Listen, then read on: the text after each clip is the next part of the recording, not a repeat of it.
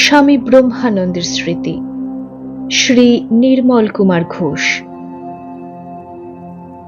ব্রহ্মজ্ঞানের মূর্ত বিগ্রহ ব্রহ্মানন্দের জীবন মূর্তি স্বামী ব্রহ্মানন্দের চরণোপান্তে বসিবার পরম সৌভাগ্য জীবনের অল্প কয়টি দিন লাভ হইয়াছিল। ব্রহ্মজ্ঞ পুরুষ প্রবরের দুর্লভ সঙ্গের সেই পূত স্মৃতি গ্লানি মলিন কলুষ জর্জর জীবনের অক্ষয় সম্পদ, অমৃতের অফুরন্ত উৎস হইয়া আছে। মহারাজের পার্থিব জীবনের শেষ ভাগে তাহার দর্শন ও দিব্য সঙ্গ লাভের সুযোগ ঘটিয়াছিল। তখন কলেজে পড়ি এবং নিয়মিতভাবে বেলুড় মঠে ও মধ্যে মধ্যে বলরাম মন্দিরে যাতায়াত করি। শ্রী শ্রী ঠাকুরের মানসপুত্রের দর্শন লাভের প্রবল আকাঙ্ক্ষা লইয়া যখন প্রথম যাই, তখন মহারাজ কিছুদিনের জন্য বাংলার বাহিরে ছিলেন। একদিন সকালে মঠে গিয়া শুনিলাম তিনি মঠে প্রত্যাগত হইয়াছেন এবং কিছুক্ষণ পূর্বে দক্ষিণেশ্বর গিয়াছেন, শীঘ্রই ফিরিবেন। গঙ্গার ধারে মঠের ঘাটের বাঁধানো সিঁড়ির উপর বসিয়া তাহার আগমন প্রতীক্ষা করিতে লাগিলাম। দেখিলাম আরো কয়েকজন গৃহী ভক্ত একই উদ্দেশ্যে সেখানে অপেক্ষা করিতেছেন। একটু পরেই একখানি নৌকা আসিয়া ঘাটে লাগিল। দুই তিনজন সাধু ব্রহ্মচারীর সঙ্গে মহারাজ নামিয়া আসিলেন এবং ঘাট সংলগ্ন ছোট মাঠটির উপর আসিয়া দাঁড়াইলেন। সেই প্রশান্ত সৌম্য মূর্তির দিকে মুগ্ধ নয়নে একটুখানি চাহিয়া থাকিয়া অন্যান্য সকলের সহিত তাহার চরণে প্রণাম করিলাম। উপস্থিত ভক্তগণের মধ্যে দেখিলাম কয়েকজন তাঁর বিশেষ পরিচিত। মহারাজ সকলের দিকে চাহিয়া কয়েকজনকে সাধারণ কুশল প্রশ্নাদি করিলেন। এই সময়ে একজন বৃদ্ধ ভদ্রলোক তাহাকে জিজ্ঞাসা করিলেন, মহারাজ এখন কেমন আছেন? মহারাজ তাহার দিকে চাহিয়া প্রশান্ত স্বরে উত্তর দিলেন, দেখুন, আমরা সাধু মানুষ, আমাদের আর কেমন থাকা না থাকা কি? যে দিনটা তাঁর নাম গুণগানে কাটে সেই দিনটাই আমাদের ভালো গেল মনে করি। শারীরিক কুশল সম্বন্ধে প্রশ্নের যে উত্তর মহারাজ দিলেন, তাহা আমার হৃদয়কে সেদিন বিশেষভাবে স্পর্শ করিয়াছিল। মনে হইয়াছিল দেহের সুখ দুঃখে সম্পূর্ণ উদাসীন জীবনমুক্ত মহাপুরুষের যোগ্য উত্তর। ইহার পর তিনি গঙ্গার দিকের বারান্দায় আসিলেন। তখন উপস্থিত গৃহী ভক্তগণ নানা ধরনের প্রসঙ্গের অবতারণা করিলেন। মহারাজ মৃদু হাস্যের সহিত সাধারণভাবে হাঁ না বলিয়া শুনিয়া যাইতে লাগিলেন। সেদিন আর কোনো সৎপ্রসঙ্গ হইল না। মনে পড়ে সেদিন একটু অতৃপ্তি ও ক্ষোভ লইয়া ফিরিয়াছিলাম, কারণ আরো ভগবৎ প্রসঙ্গ শুনিবার আশা অন্তরে ছিল। ইহার পর একদিন একাদশী তিথিতে মঠে গিয়াছি। মহারাজের দর্শন লাভ এবং রাম নাম গান শোনা দুই উদ্দেশ্য ছিল। মঠে পৌঁছিয়া প্রথমে ঠাকুর ঘরে প্রণাম করিয়া মহারাজকে প্রণাম করিতে গেলাম। তিনি তখন একখানি ইজি চেয়ারে বসিয়াছিলেন। প্রণাম করিতেই আশীর্বাদ করিয়া সস্নেহে জিজ্ঞাসা করিলেন, কোথায় থাকি, কি নাম, কি করি ইত্যাদি। আমি তখন কলকাতায় হেদুয়ার নিকট একটি পল্লীতে থাকিয়া কলেজে পড়িতাম। আর্থিক অসুবিধার জন্য সেদিন আমার আবাস স্থান হইতে হাঁটিয়া আহিরিটোলার ঘাটে আসিয়া নৌকায় গঙ্গা পার হই এবং সেখান হইতে হাঁটিয়া মঠে যাই। মহারাজকে ধীরে ধীরে সমস্ত পরিচয় দিলাম এবং সঙ্গে সঙ্গে নিবেদন করিলাম যে সেদিন তাহার চরণ দর্শন এবং বিশেষভাবে রাম নাম শুনিবার উদ্দেশ্য লইয়া আসিয়াছি। এই কথা শুনিয়াই মহারাজ আনন্দে যেন উচ্ছ্বসিত হইয়া বলিয়া উঠিলেন, আহা, তুমি রাম নাম শুনবার জন্য অত দূর থেকে অত কষ্ট করে হেঁটে মঠে এসেছ? বেশ বেশ, তোমার কল্যাণ হোক। যাও, রাম নাম শোনো গিয়ে। ভগবানের নাম গান মহা পবিত্র জিনিস, সব পাপ তাপ কলুষ ওতে ধুয়ে যায়। আর দেখো, রাম নাম গানের সময়ে সবাইয়ের সঙ্গে নিজেও গাইবে। আমি একটু বিপন্ন বোধ করিলাম, কারণ সে সময়ে আমি গান করা বা স্তব স্তোত্র সুর করিয়া পাঠ করা এসব বিশেষ পারিতাম না।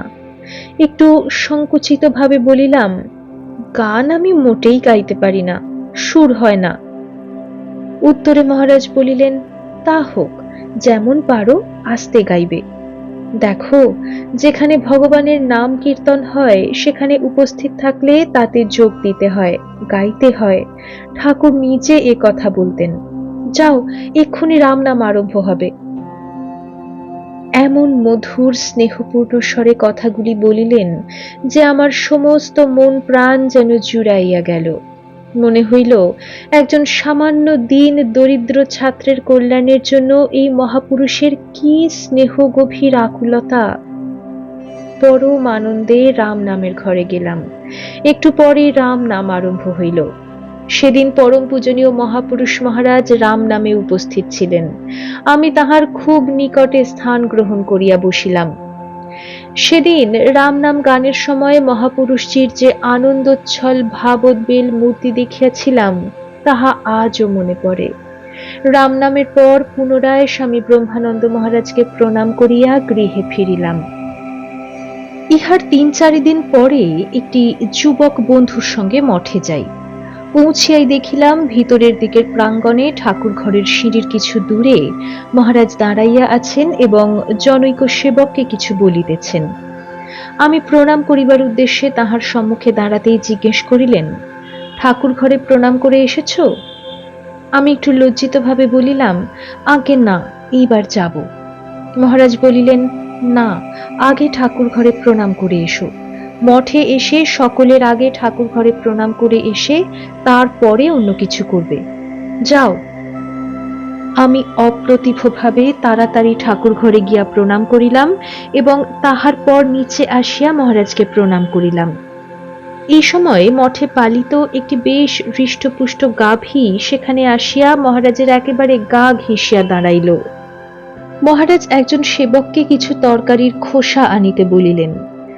সেবকটি একটি চুপড়িতে করিয়া উহা আনিলে মহারাজ নিজের হাতে সেই তরকারির খোসাগুলি পরম স্নেহে গরুটিকে খাওয়াইতে লাগিলেন এবং আমাদের দিকে ফিরিয়া বলিলেন, দেখো, এই গরুটার এখানে আসার একটা হিস্ট্রি আছে। এটি যখন বাছুর তখন একজন কসাই এটিকে মঠের ধার দিয়ে নিয়ে যাচ্ছিল। বাবুরামদা একে দেখে সেই কসাইয়ের কাছ থেকে ৫ টাকা দিয়ে একে কিনে নিয়ে আসেন। আমি অনেক সময় একে নিজে হাতে খাওয়াতুম, যত্ন করতুম। এও আমার এমন বাধ্য হয়ে পড়েছে যে আমাকে দেখলেই কাছে ছুটে আসতে চায়। দেখো, পশুদের ভেতরও কত স্নেহ মমতা ও কৃতজ্ঞতা বোধ রয়েছে। গরুটিকে খাওয়াইবার পর মহারাজ উঠিয়া মাঠের মধ্য দিয়া বেড়াইতে চলিলেন। গরুটি তখনও তাহার পিছু পিছু যাইতেছে দেখিয়া তিনি তাহার দিকে ফিরিয়া স্নেহপূর্ণ স্বরে বলিলেন, যা মা, যা যা। তখন গরুটি ফিরিয়া গেল এবং মহারাজ বেড়াইতে চলিয়া গেলেন।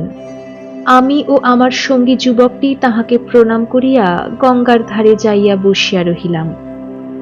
সন্ধ্যার কিছু পূর্বে মহারাজ দোতলার বারান্দায় একখানি ইজি চেয়ারে আসিয়া বসিলেন। আমি নিকটে গিয়ে প্রণাম করিয়া তাহার পায়ের নিকট বসিয়া পড়িলাম। এই সময়ে একজন মাদ্রাজি ভক্ত সেখানে আসিয়া প্রণাম করিয়া বসিলেন। তখন অন্ধকার হইয়া আসিতেছিল, চারিদিকে শান্ত নিস্তব্ধ ভাব। মহারাজ চুপ করিয়া বসিয়া আছেন। মাদ্রাজি ভক্তটি মাঝে মাঝে মৃদু স্বরে দু একটি কথা জিজ্ঞাসা করিতে লাগিলেন। সেই প্রসঙ্গ অনুসরণে আমি মহারাজকে একবার জিজ্ঞাসা করিলাম, মহারাজ, ভগবানের নিকট আমার যদি কোনো আন্তরিক প্রার্থনা থাকে তা কি নিশ্চয় পূর্ণ হয়? মহারাজ বলিলেন, যদি ঠিক ঠিক ভক্তি বিশ্বাসের সঙ্গে আন্তরিক প্রার্থনা হয় তাহলে নিশ্চয়ই পূর্ণ হয়। শুধু প্রার্থনা নয়, বিশ্বাসী ভক্তের মনের আন্তরিক ইচ্ছাও তিনি পূর্ণ করেন। সব সময় দৃঢ় বিশ্বাস রাখবে যে তিনি বাঞ্ছা কল্পতরু। মাদ্রাজি ভক্তের দিকে ফিরিয়া বলিলেন, he is the ফুলফিলার of all wishes. ঠাকুরের জীবনের সেই তুলসী বাগান ঘেরার ঘটনা জানো তো? ঠাকুরের দক্ষিণেশ্বরে থাকার গোড়ার দিকে তিনি নির্জনে সাধনার জন্য পঞ্চবটিতে একটি জায়গায় অনেকগুলি তুলসী গাছ পুঁতেছিলেন। ওই তুলসী বাগানটি ঘেরার জন্য তার খুব ইচ্ছা হয়। কিন্তু বাগান ঘেরার জিনিসপত্র জোগাড় করা বা ঘেরার ব্যবস্থা করা তার পক্ষে সম্ভব হয়নি। ঠিক সেই সময়ে রাত্রিতে গঙ্গায় জোয়ারের স্রোতে বেড়া দেওয়ার উপযুক্ত কতগুলি ছোট ছোট রলা কাঠ, বাখারি, খানিকটা দড়ি, মায় একখানা কাটারি পর্যন্ত একসঙ্গে বোঝা বাঁধা অবস্থায় দক্ষিণেশ্বরের মন্দিরের ঘাটে এসে লাগলো।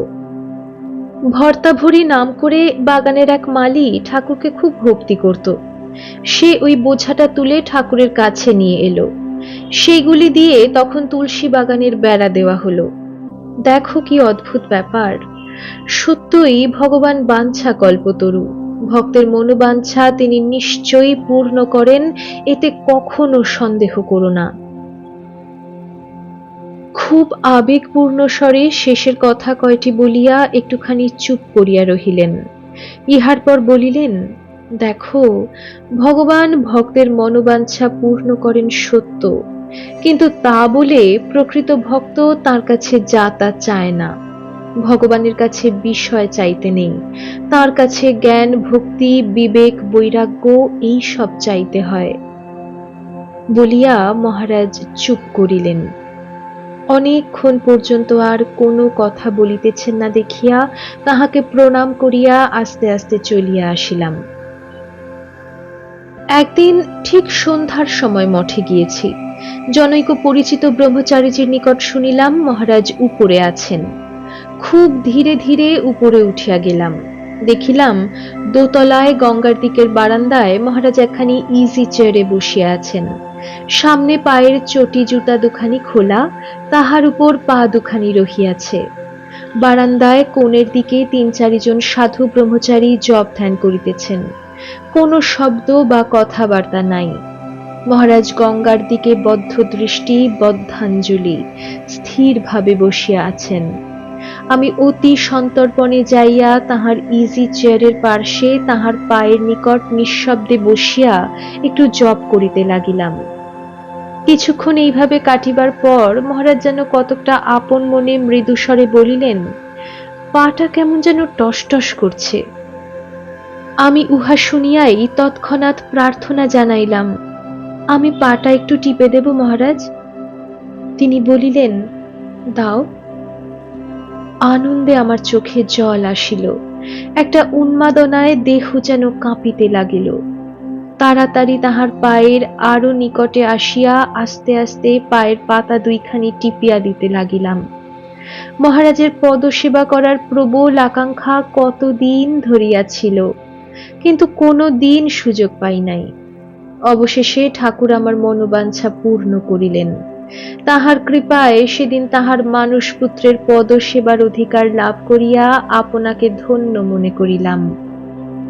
নিস্তব্ধ মৌন পরিবেশের মধ্যে সম্পূর্ণ অন্তর্মুখ অবস্থায় উপবিষ্ট মহারাজের পদসেবা করিতে করিতে মনে হইল, তাহার পবিত্র পদস্পর্শে জীবনের সমস্ত কলুষ, সমস্ত গ্লানি যেন ধুইয়া মুছিয়া গেল। অনেকক্ষণ পরে মহারাজ একটু নড়িয়া বসিয়া বলিলেন, আর এখন দিতে হবে না, থাক। তখন তাহার পায়ের উপর মাথা রাখিয়া প্রণাম করিয়া ধীরে ধীরে নামিয়া আসিলাম। আর একদিন সন্ধ্যার কিছু পূর্বে মঠে গিয়াছি। সঙ্গে আমার একটি আত্মীয় বালক ছিল। মহারাজ একতলায় গঙ্গার দিকের বারান্দায় একখানি বেঞ্চের উপর বসিয়াছিলেন। গুড়গুড়িতে তামাক সেবন করিতেছিলেন। নিকটে ২-৩ জন সাধু ব্রহ্মচারী ও একজন গৃহী ভক্ত ছিলেন। আমি নিজে মহারাজকে প্রণাম করার পর সঙ্গের বালকটিকে প্রণাম করাইলাম। মহারাজ তাহার দিকে চাহিয়া জিজ্ঞাসা করিলেন, এ কে? আমি পরিচয় দিতে তিনি তাহার মাথায় হাত দিয়া আশীর্বাদ করিলেন, আর কোনো কথা বলিলেন না। গঙ্গার দিকে দৃষ্টি নিবদ্ধ রাখিয়া আস্তে আস্তে তামাক খাইতে লাগিলেন। লক্ষ্য করিলাম মহারাজ যেন খুব বেশি অন্তর্মুখ। ক্রমে তাহার শরীর যেন স্থির হইয়া আসিতে লাগিল। অর্ধ নিমীলিত নয়নে গঙ্গার দিকে চাহিয়া স্থিরভাবে বসিয়া রহিলেন। একটু পরেই হাত হইতে গুড়গুড়ির নলটি পড়িয়া গেল। একজন সেবক তৎক্ষণাৎ সেটি তুলিয়া লইয়া মহারাজের হাতে ধরাইয়া দেওয়ার চেষ্টা করিলেন, কিন্তু উহা তখনই আবার পড়িয়া গেল, হাতে রহিল না। মহারাজ গঙ্গার দিকে বদ্ধ দৃষ্টি, তেমনি অর্ধনিমীলিত নয়ন, স্থির নিশ্চল দেহে বসিয়া রহিলেন। নিঃশ্বাস পড়িতেছে কিনা বুঝা গেল না, প্রায় জড়বৎ অবস্থান করিতে লাগিলেন। সন্ধ্যা অতিক্রান্ত হইয়া গেল, চারিদিকে আঁধার জমিয়া উঠিয়াছে। আমরা যে কয়জন সেখানে ছিলাম নিস্পন্দভাবে মহারাজের এই অপূর্ব অবস্থা দেখিতে লাগিলাম। অদূরে অন্ধকারে আবৃতা গঙ্গা, সম্মুখে ব্রহ্মানন্দের অতল স্পর্শী গভীরতায় নিমগ্ন স্বামী ব্রহ্মানন্দ। চারদিকে জমাট বাঁধা এক মৌন গাম্ভীর্য যেন থমথম করিতেছে। এই অনির্বচনীয় পরিবেশের মধ্যে নিজের মনের সমস্ত চঞ্চলতা, সমস্ত গতি কিছুক্ষণের জন্য একেবারে স্তব্ধ হইয়া গেল। মহারাজের মুখের দিকে দৃষ্টি নিবদ্ধ করিয়া আচ্ছন্নের মতো বসিয়া রহিলাম। এইভাবে প্রায় ১.৫ ঘণ্টার অধিক কাল কাটিয়া গেল। তাহার পর তিনি ধীরে ধীরে একবার দীর্ঘ নিঃশ্বাস ফেলিলেন। ক্রমে ক্রমে স্বাভাবিক অবস্থা ফিরিয়া আসিতে লাগিল। কিছুক্ষণ পরে খানিকটা উদাস দৃষ্টিতে আমাদের দিকে একবার চাহিলেন। কোনো কথা বলার সাহস বা শক্তি রহিল না। শুধু একবার প্রাণ ভরিয়া প্রণাম করিয়া চলিয়া আসিলাম। সেই দিনটির স্মৃতি আমার জীবনে অমর হইয়া আছে। আজ যখন ওই সন্ধ্যাটির কথা মনে পড়ে, তখন এক অনির্বচনীয় আনন্দের স্মৃতি মনকে অভিভূত করিয়া ফেলে। চোখের সামনে সেই ব্রহ্মানন্দ ঘন মূর্তি আবার যেন জীবন্ত হইয়া ওঠে।